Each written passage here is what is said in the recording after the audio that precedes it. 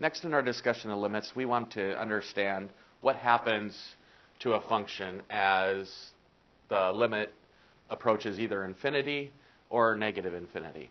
Our first strategy is just looking at the memorized graphs of various functions and understanding what they do when x gets very, very big or x gets very, very small. For example, if I want to know what the limit of x is as x approaches infinity, well, this is just a tautology. So as x approaches infinity, what does x approach? Well, you should get, by reasoning, infinity. And we'll see this on the graph.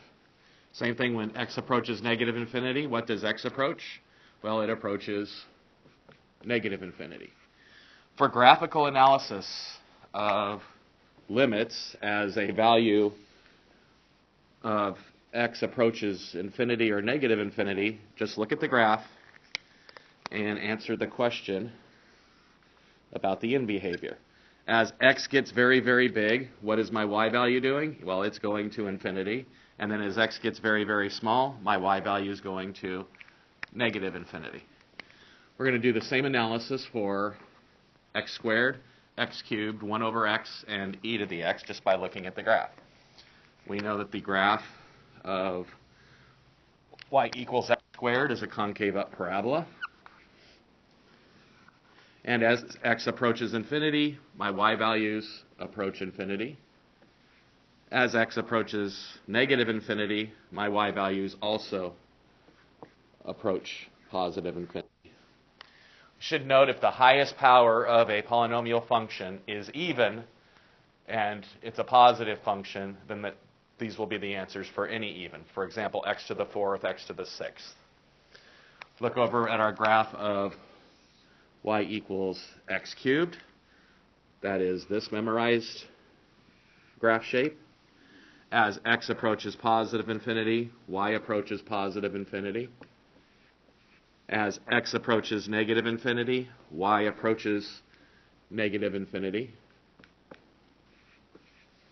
And again, just like with the highest power being even, you can use the x squared to analyze it.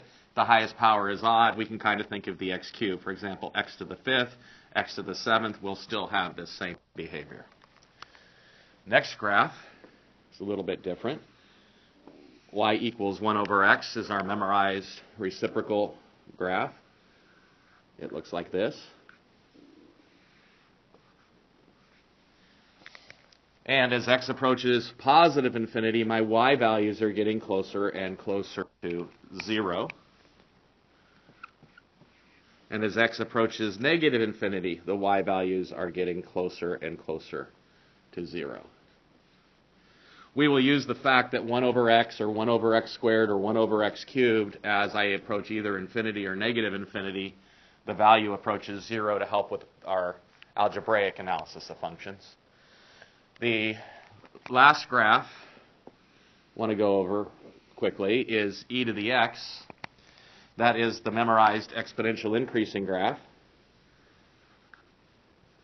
And as x approaches positive infinity, my y values approach infinity. And as x approaches negative infinity, my y values are getting closer and closer to 0.